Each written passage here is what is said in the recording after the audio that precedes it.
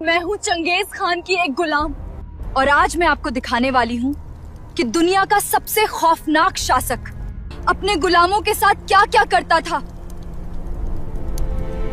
जब उसकी सेना किसी शहर को जीतती थी तो वहां के कई लोगों को गुलाम बनाकर मंगोल शिविरों में ले जाया जाता था, जहां उनकी जिंदगी हमेशा के लिए बदल जाती थी। तो आइए देखते हैं चंगेज खां की उसी क्रूर दुनिया को। लेकिन उससे पहले, अगर आपने अभी तक हमारे चैनल को सब्सक्राइब नहीं किया है तो अभी सब्सक्राइब कर लीजिए, वीडियो को पूरा देखें और अपनी राय कमेंट में जरूर बताइए। मंगोलिया के ठंडे और वीरान पठार, यहाँ की हवाओं में आज भी एक अजीब सी सिहरन है। 800 साल पहले इन्हीं हवाओं ने दुनिया को एक ऐसी चेतावनी दी थी जिसे किसी ने गंभीरता से नहीं लिया, और वो चेतावनी एक इंसान के रूप में आई थी, तेमुजिन, जिसे दुनिया आज चंगेज खान के नाम से जानती है। इतिहासकार कहते हैं कि अगर आप 13वीं सदी में पैदा हुए होते तो चंगेज खान का नाम सुनते ही आपकी नसें जम जाती। ये सिर्फ एक राजा नहीं था, ये एक प्राकृतिक आपदा थी। उसने अपने जीवन काल में लगभग 4 करोड़ लोगों को मौत के घाट उतारा। ये उस समय की दुनिया की आबादी का 11% था। कहा जाता है कि उसने इतना खून बहाया कि पृथ्वी का तापमान तक गिर गया, क्योंकि इतने लोगों के मरने से कार्बन उत्सर्जन कम हो गया था। लेकिन सवाल यह है, क्या वो सिर्फ एक पागल हत्यारा था या एक ऐसा जीनियस जो जानता था कि डर इंसान के दिमाग को काबू करने का सबसे बड़ा हथियार है? लेकिन दोस्तों, क्या आप जानते हैं कि दुनिया की 22% आबादी पर राज करने वाला ये इंसान पैदाइशी राजा नहीं था। साल 1162 में जब इस बच्चे का जन्म हुआ तो उसकी मुट्ठी में खून का एक थक्का जमा हुआ था। मंगोल कबीले के पुजारियों ने भविष्यवाणी की थी कि यह बच्चा दुनिया को खून के समंदर में डुबो देगा। तेमुजिन का बचपन किसी महल में नहीं बल्कि मौत के साए में बीता।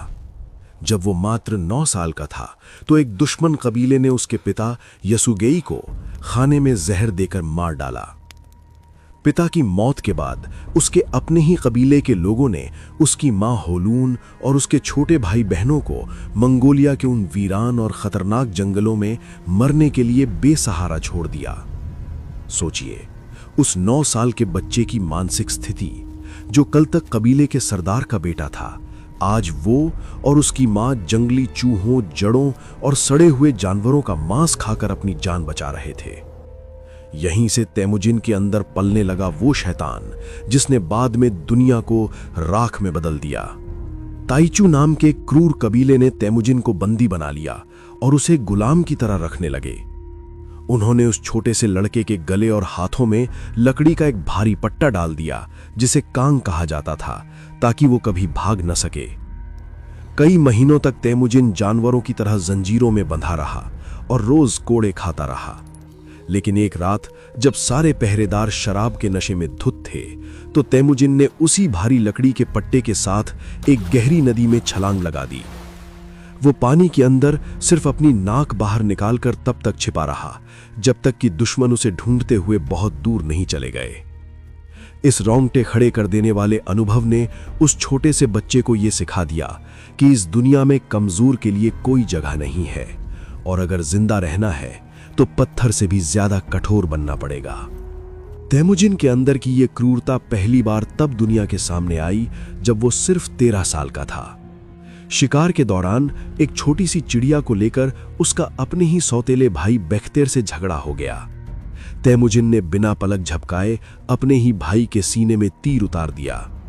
यह सिर्फ एक हत्या नहीं थी, यह इस बात का ऐलान था कि तेमुजिन अब एक आम बच्चा नहीं रहा। उसके लिए रिश्ते नातों से बड़ा सिर्फ एक ही धर्म था, ताकत।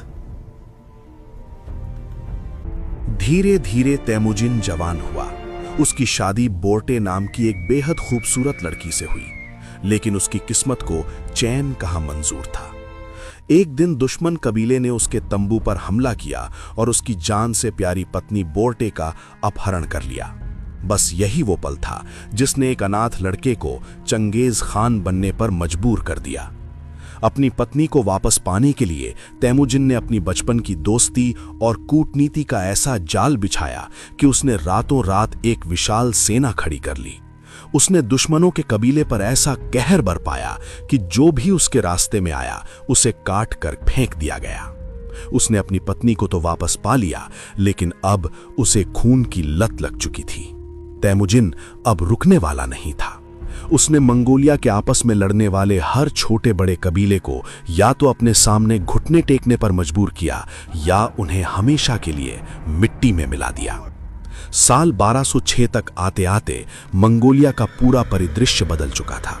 सारे कबीले एक हो चुके थे और इसी साल मंगोलों की एक विशाल सभा बुलाई गई।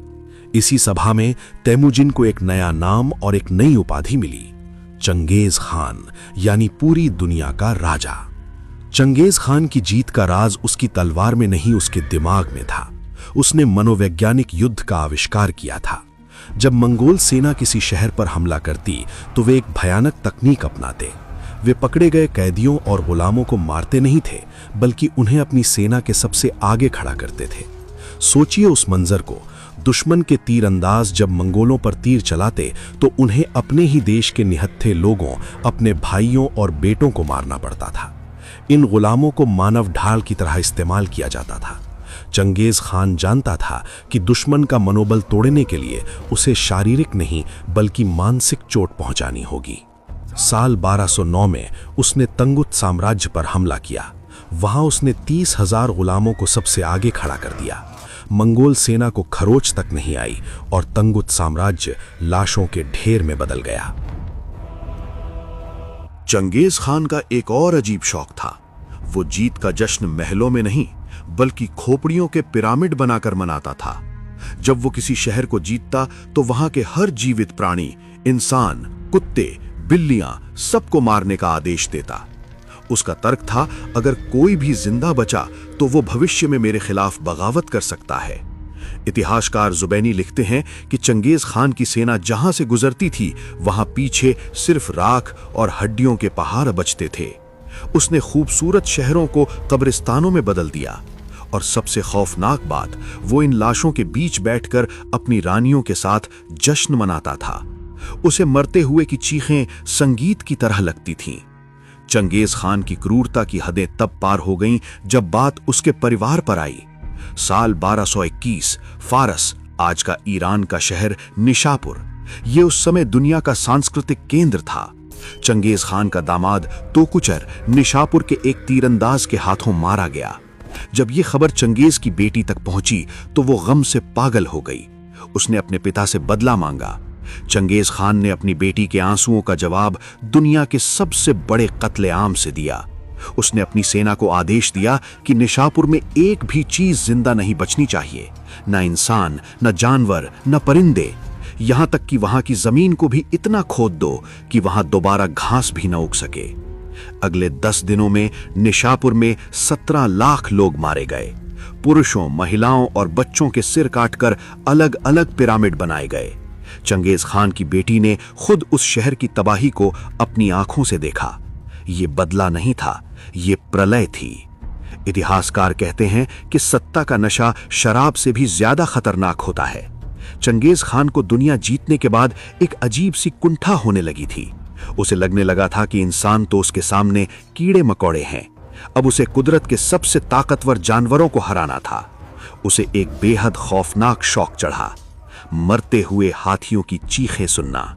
हाथी, जो जंगल का सबसे विशाल और शांत जानवर होता है, चंगेज खान के लिए मनोरंजन का खिलौना बन गया था। वो एक ऊंची पहाड़ी पर अपना सिंहासन लगवाता और वहां बैठकर शराब पीता। नीचे उसकी सेना 100 हाथियों को पकड़कर लाती और उन्हें पहाड़ी की चोटी से नीचे धक्का दे देती। जब वो विशाल जानवर पहाड़ से लुढ़कते हुए नीचे गिरते, उनकी हड्डियां टूटती और वो दर्द से चिंघाड़ते, तो उस मंजर को देखकर चंगेज खान जोर जोर से हंसता था। मनोवैज्ञानिक मानते हैं कि ये सैडिस्टिक पर्सनालिटी डिसऑर्डर का चरम था। लेकिन दोस्तों, चंगेज खान सिर्फ मौत का सौदागर नहीं था, वो एक अलग ही स्तर का निर्माता भी था। उसने अपने जीवन में 500 से ज्यादा शादियां की। जिस भी राज्य को वो जीतता, वहां की सबसे खूबसूरत राजकुमारी को अपने हरम में शामिल कर लेता। आज विज्ञान ने एक चौंकाने वाला खुलासा किया है।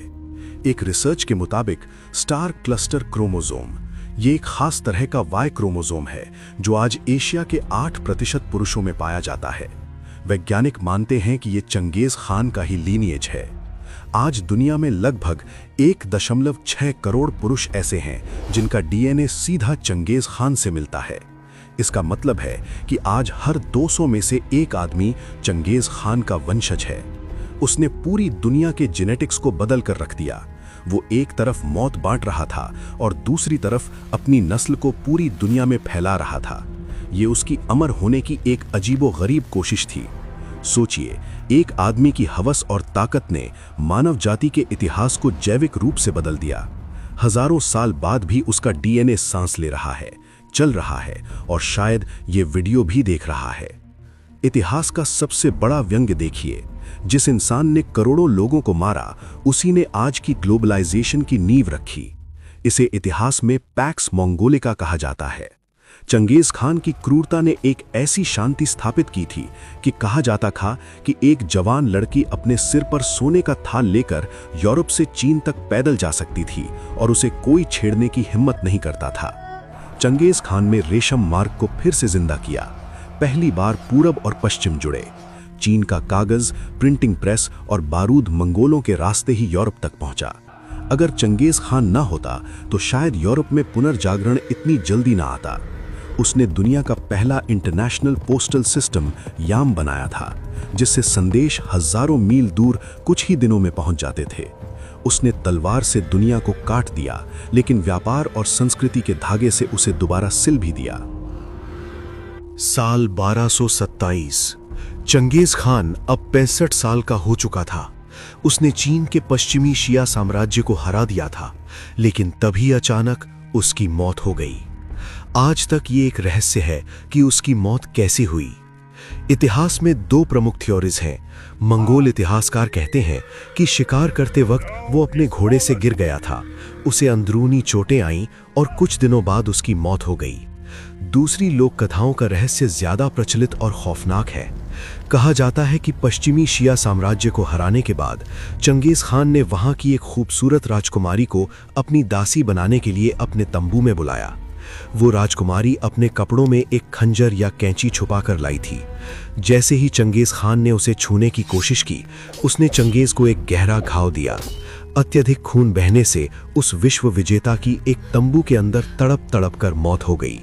सच जो भी हो, अगस्त 1227 में दुनिया का सबसे बड़ा कसाई मर चुका था, लेकिन उसकी मौत ने एक नए खून खराबे को जन्म दिया। मरने से ठीक पहले चंगेज खान ने अपने बेटों को बुलाया और एक ऐसा आदेश दिया जो आज तक एक पहेली बना हुआ है। उसने कहा कि मेरी कब्र का पता किसी को नहीं चलना चाहिए। मुझे ऐसे दफनाना कि मेरे ऊपर से घोड़े दौड़ जाएं और वहां घास उगाए। अगर किसी ने मेरी नींद में खलल डाला तो मेरा रूहानी कहर उस पर टूट पड़ेगा। उसे डर था कि जिन करोड़ों लोगों को उसने मारा है, उनके वंशज उसकी कब्र को खोदकर उसकी हड्डियों को अपमानित करेंगे। इसलिए उसने गुप्त अंतिम संस्कार का आदेश दिया। चीन से मंगोलिया तक चंगेज खान के शव को एक विशाल ताबूत में रखकर लाया गया। इस अंतिम यात्रा में उसके सबसे वफादार 2000 सैनिक और गुलाम शामिल थे। लेकिन ये कोई आम अंतिम यात्रा नहीं थी, ये मौत का जुलूस था। चंगेज के बेटों ने आदेश दिया था कि रास्ते में जो भी मिले, इंसान, जानवर, परिंदा, उसे मार डालो। किसी को पता नहीं चलना चाहिए कि महान खान की लाश यहां से गुजरी है। सोचिए उस मंजर को, हजारों किलोमीटर का सफर, रास्ते में जो भी गांव आया उसे जला दिया गया। जो किसान खेत में काम कर रहा था उसका सिर काट दिया गया। जो व्यापारी रास्ते से गुजर रहा था उसे तीरों से भून दिया गया। मकसद सिर्फ एक था, कोई गवाह जिंदा न बचे। इतिहासकार अनुमान लगाते हैं कि सिर्फ उसकी लाश को दफनाने के लिए ले जाते वक्त ही रास्ते में लगभग 20,000 बेगुनाह लोगों को मार दिया गया था। आखिरकार वो काफिला मंगोलिया के एक गुप्त स्थान पर पहुंचा। कुछ लोग कहते हैं कि यह बुरखान खालदून पहाड़ के पास था, जहां चंगेज का बचपन बीता था। वहां एक विशाल कब्र खोदी गई। चंगेज खान को उसके बेशकीमती खजाने, हथियारों और 40 दासियों, जिन्हें शायद जिंदा दफनाया गया, के साथ दफन कर दिया गया। लेकिन अब उस गुप्त वसीयत का सबसे खौफनाक हिस्सा पूरा होना था। जिन 2000 गुलामों ने कब्र खोदी थी, जैसे ही उनका काम खत्म हुआ, चंगेज के सैनिकों ने उन सभी 2000 गुलामों का सिर काट दिया ताकि वो गुलाम कभी किसी को कब्र की जगह न बता सकें। लेकिन कहानी यहां खत्म नहीं हुई। जिन 800 सैनिकों ने उन गुलामों को मारा था, जब वो वापस राजधानी काराकोरम लौटे तो उन्हें शानदार दावत दी गई और फिर जश्न के बीच में ही एक दूसरी सैन्य टुकड़ी ने उन 800 सैनिकों को भी घेर कर मार डाला। गवाहों को मारा गया, कब्र खोदने वालों को मारा गया और कब्र खोदने वालों को मारने वाले सैनिकों को भी मार दिया गया। इस तरह चंगेज खान की कब्र का राज हमेशा के लिए दफन हो गया। चंगेज खान को दफनाने और सभी गवाहों को मारने के बाद उसके जनरलों ने एक ऐसा काम किया जो इंसानी दिमाग से परे था। उन्हें डर था कि सिर्फ मिट्टी के नीचे दबाना काफी नहीं है। लोक कथाओं और कुछ चीनी दस्तावेजों के मुताबिक मंगोल सेना ने एक पूरी नदी के बहाव को रोक दिया। हजारों गुलामों, जिन्हें बाद में मार दिया गया, ने नदी के रास्ते को मोड़ दिया। चंगेज खान की कब्र सूखी नदी के तल में खोदी गई। जब दफनाने का काम पूरा हो गया तो नदी के पानी को वापस छोड़ दिया गया। आज चंगेज खान की कब्र के ऊपर पानी बह रहा है। न कोई निशान, न कोई टीला, न कोई पत्थर, सिर्फ बहता हुआ पानी जो अपने नीचे दुनिया के सबसे बड़े विजेता और शायद दुनिया के सबसे बड़े खजाने को छुपाए हुए है। पुरातत्वविदों का अनुमान है कि उस गुप्त कब्र में आज के हिसाब से अरबों खरबों डॉलर का सोना और कीमती रत्न दफन हो सकते हैं। ये दुनिया का सबसे बड़ा नॉन रिकवर्ड खजाना है। मंगोलिया के लोग चंगेज खान की कब्र को खोजने से क्यों डरते हैं? इसके पीछे सिर्फ कोई अंधविश्वास नहीं, बल्कि इतिहास के पन्नों में दर्ज एक ऐसा खौफनाक सच है जिसने पूरी दुनिया को खून के आंसू रुला दिए थे। ये डर जुड़ा है 14वीं सदी के एक ऐसे कट्टर मुस्लिम शासक से जिसने चंगेज खान के परिवार में शादी करके खुद को उसका वारिस घोषित कर दिया था। हम बात कर रहे हैं खूंखार आक्रांता तैमूर लंग की। साल 1941 सोवियत रूस के तानाशाह जोसेफ स्टालिन ने उज़्बेकिस्तान के समरकंद में मौजूद तैमूर लंग की कब्र को खुदवाने का आदेश दिया। स्थानीय मुस्लिम बुजुर्गों और मौलवियों ने रूसी वैज्ञानिकों के हाथ जोड़े और उन्हें एक खौफनाक चेतावनी दी। उन्होंने बताया कि तैमूर की जेड पत्थर वाली कब्र पर अरबी में साफ लिखा है, जब मैं मरे हुओं में से उठूंगा तो दुनिया कांप उठेगी और जो कोई भी मेरी कब्र खोलेगा वो मुझ पर एक ऐसे आक्रमणकारी को आमंत्रित करेगा जो मुझसे भी ज्यादा भयानक होगा। उन्होंने कहा कि अगर तुमने तैमूर की नींद में खलल डाला तो युद्ध का ऐसा दानव बाहर निकलेगा जो दुनिया को खा जाएगा। लेकिन सत्ता के नशे में चूर स्टालिन और उसके वैज्ञानिकों ने इसे सिर्फ एक अंधविश्वास माना।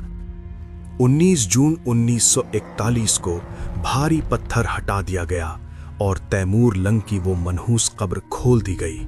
और दोस्तों, ठीक 3 दिन बाद 22 जून 1941 को इतिहास का सबसे खूनी संयोग सच साबित हुआ। नाजी जर्मनी के तानाशाह एडोल्फ हिटलर ने बिना किसी चेतावनी के अपने ऑपरेशन बारबरोसा के तहत सोवियत रूस पर इतिहास का सबसे बड़ा हमला कर दिया। कब्र का श्राप सच हो चुका था। तैमूर से भी भयानक एक आक्रमणकारी रूस पर टूट पड़ा था। इस हमले में करोड़ों रूसी सैनिक और आम नागरिक बेरहमी से मारे गए। रूस बर्बादी की कगार पर पहुंच गया।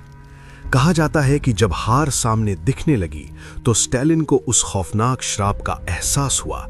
नवंबर 1942 में उसने तुरंत आदेश दिया कि तैमूर लंग की हड्डियों को पूरे इस्लामी रीति रिवाजों और सम्मान के साथ वापस उसी कब्र में दफनाया जाए।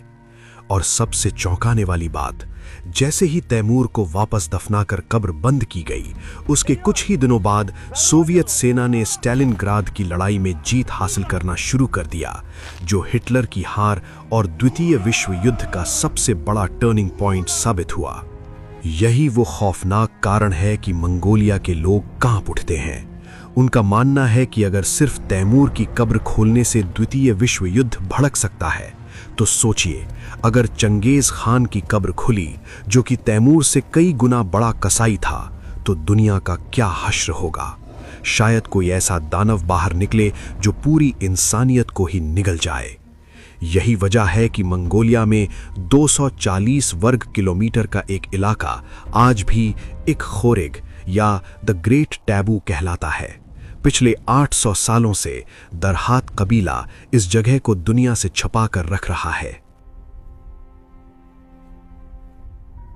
1990 के दशक में जब मंगोलिया में लोकतंत्र आया तो जापान और अमेरिका की एक टीम ने गुरवान गोल प्रोजेक्ट शुरू किया।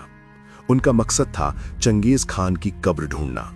उन्होंने सैटेलाइट इमेजरी और ड्रोन का इस्तेमाल किया। उन्हें एक जगह पर कुछ अजीब विसंगतियां दिखाई दीं। ऐसा लगा कि उन्हें कब्र मिल गई है, लेकिन तभी अचानक अजीब घटनाएं होने लगीं। टीम के कई सदस्य बीमार पड़ गए, गाड़ियों के टायर्स बिना वजह फटने लगे और फिर मंगोलिया की संसद और जनता ने विरोध कर दिया। मंगोलिया के लोग सड़कों पर उतर आए। उनका कहना था कि हम नहीं चाहते कि हमारे पूर्वज की नींद खराब हो। वो हमारे लिए भगवान हैं और भगवान को लैब में टेस्ट नहीं किया जाता। मजबूरन विदेशी वैज्ञानिकों को अपना बोरिया बिस्तर समेटकर वापस जाना पड़ा। अगर आप आज मंगोलिया की राजधानी उलान बटोर जाएं, तो आपको एक अजीब सा विरोधाभास देखने को मिलेगा। पूरी दुनिया के लिए चंगेज खान एक कसाई और राक्षस था, लेकिन मंगोलिया के लोगों के लिए वो राष्ट्रपिता है। वहां की करेंसी पर चंगेज खान की तस्वीर है। वहां के इंटरनेशनल एयरपोर्ट का नाम चंगेज खान एयरपोर्ट है। यहां तक कि वहां की सबसे महंगी वोदका और बियर ब्रांड्स भी चंगेज खान के नाम पर हैं। सोवियत रूस ने 70 सालों तक मंगोलिया में चंगेज खान का नाम लेने पर पाबंदी लगा दी थी, लेकिन 1990 में जैसे ही मंगोलिया आजाद हुआ, चंगेज खान की वापसी एक भगवान की तरह हुई। आज वहां उसकी 131 फीट ऊंची स्टेनलेस स्टील की मूर्ति खड़ी है, जो पूरब की तरफ देख रही है, अपने घर की तरफ। मंगोलिया के लोग आखिर चंगेज खान की कब्र को खोजने से क्यों कतराते हैं? इसके पीछे सिर्फ श्राप का खौफ नहीं, बल्कि एक बहुत ही गहरा और रहस्यमय आध्यात्मिक कारण भी है। प्राचीन मंगोल मान्यताओं के अनुसार किसी भी महान योद्धा की आत्मा उसकी मृत हड्डियों या मिट्टी की कब्र में दफन नहीं होती, बल्कि वो उसके सूलदे यानी आध्यात्मिक झंडे में बसती है। ये कोई आम झंडा नहीं, बल्कि सबसे बहादुर घोड़ों की पूंछ के बालों से बुना गया एक पवित्र प्रतीक होता है। इतिहास कहता है कि चंगेज खान के पास 2 सुलदे थे। शांति का प्रतीक उसका सफेद सुलदे तो वक्त की आंधी में कहीं खो गया, लेकिन मौत, खौफ और युद्ध का प्रतीक उसका काला सुलदे आज भी मंगोलिया की किसी गुप्त जगह पर पूरी तरह सुरक्षित है। मंगोलियाई लोगों का अटूट विश्वास है कि चंगेज खान की असली रूह आज भी उसी काले झंडे में धड़कती है और एक साये की तरह अपनी मातृभूमि की रक्षा कर रही है। उनके लिए वो कब्र तो सिर्फ मिट्टी का एक खाली ढांचा है। असली खौफ और चंगेज खान की अमर ताकत तो आज भी उस लहराते हुए काले झंडे में जिंदा है। इतिहास के पन्नों में चंगेज खान सिर्फ एक नाम नहीं, बल्कि मौत का दूसरा नाम है। कुछ लोग कहते हैं उसने दुनिया को जोड़ा, लेकिन सच तो ये है कि उसने अपनी दुनिया करोड़ों बेगुनाहों की हड्डियों की नींव पर खड़ी की थी। आज बुरखान खालदुन की उन खामोश पहाड़ियों के नीचे जमीन की गहराइयों में एक ऐसा खौफनाक तूफान सो रहा है जिसे जगाने की हिम्मत आज तक किसी महाशक्ति में नहीं हुई। उसकी कब्र के ऊपर नदियां बह रही हैं, जंगल उगाए हैं, लेकिन वो आज भी वहां है। उसने मरते वक्त कहा था, मेरा नाम मत मिटने देना, और सच देखिए 800 साल बाद भी उसका खौफ आज इस वीडियो के जरिए हमारे और आपके जहन में जिंदा है। तो दोस्तों, आपको क्या लगता है? क्या चंगेज खान की उस शापित कब्र को कभी खोजा जाना चाहिए, या फिर कुछ खौफनाक रहस्यों का जमीन के नीचे दफन रहना ही इंसानियत के लिए बेहतर है? अपनी राय कमेंट्स में जरूर बताएं। वीडियो ने अगर आपके रोंगटे खड़े किए हों तो इसे लाइक और चैनल को सब्सक्राइब करना ना भूलें। मिलते हैं अगले रहस्य के साथ।